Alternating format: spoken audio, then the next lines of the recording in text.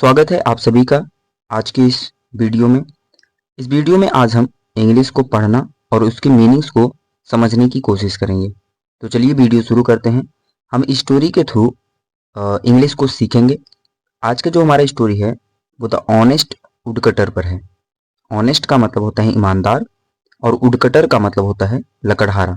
तो चलिए आज के इस टॉपिक को शुरू करते हैं।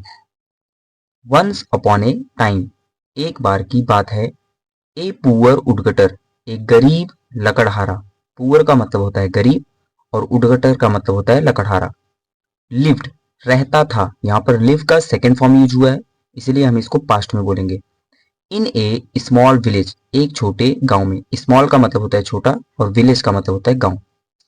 एवरी डे प्रत्येक दिन, ही मतलब वह, वेंट जाता था, टू द फॉरेस्ट जंगल में, टू कट काटने के लिए, वुड लकड़ियों को, एंड सेल इट और इसे बेचता था। सेल का मतलब होता है बेचना।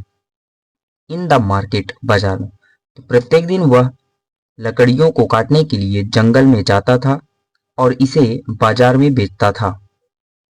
One day while chopping would near a river, his ex slipped from his hand and fail into the deep water.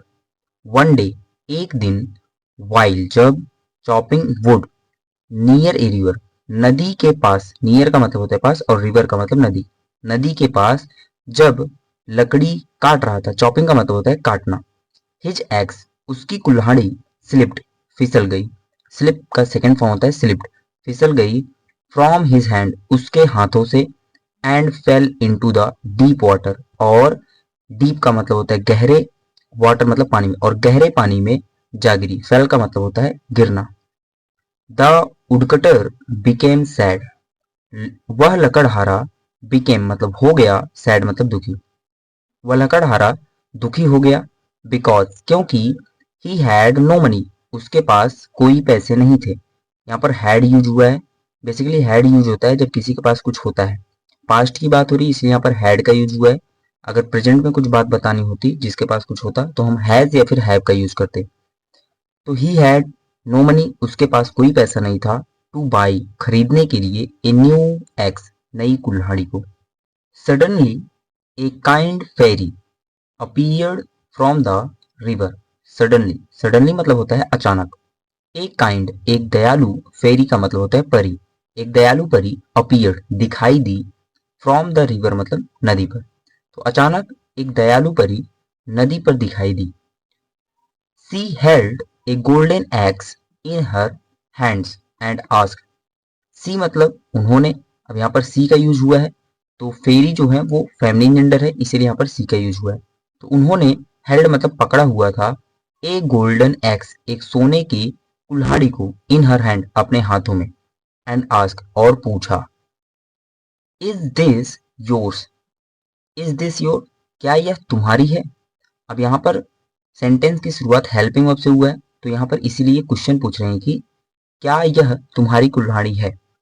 The woodcutter looked at the golden axe and shook his head no.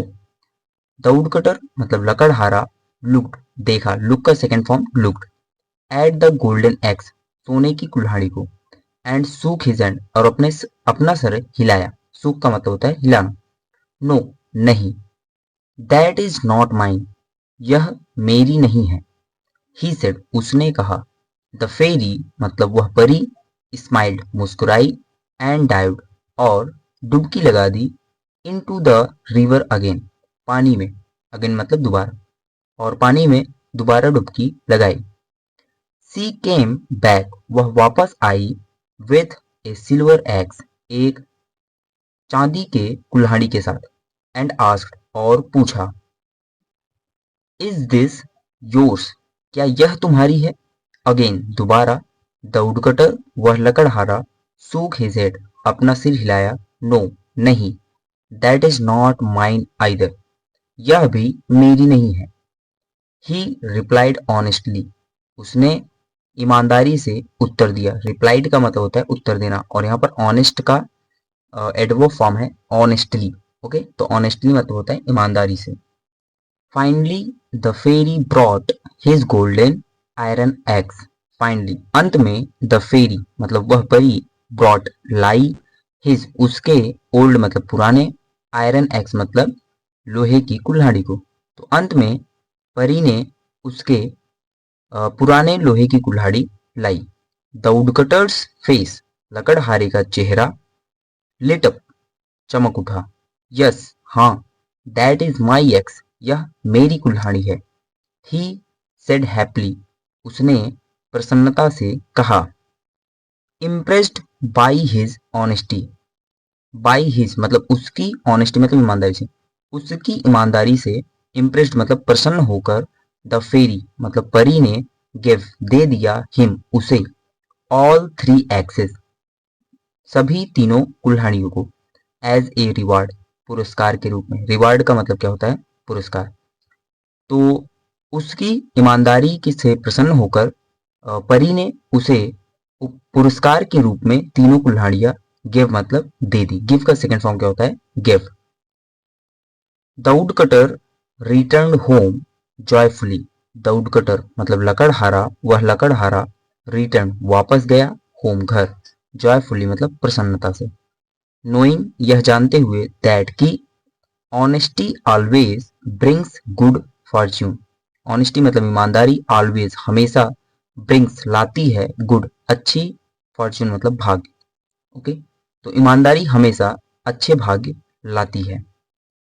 Moral of the story is honesty is always rewarded मतलब ईमानदारी हमेशा पुरस्कृत की जाती है। तो उम्मीद है कि ये वीडियो आपको पसंद आया होगा। ऐसे ही अगर आप इंग्लिश सीखना चाहते हैं तो चैनल को सब्सक्राइब कर लीजिए। मिलते हैं नेक्स्ट वीडियो में, तब तक के लिए धन्यवाद।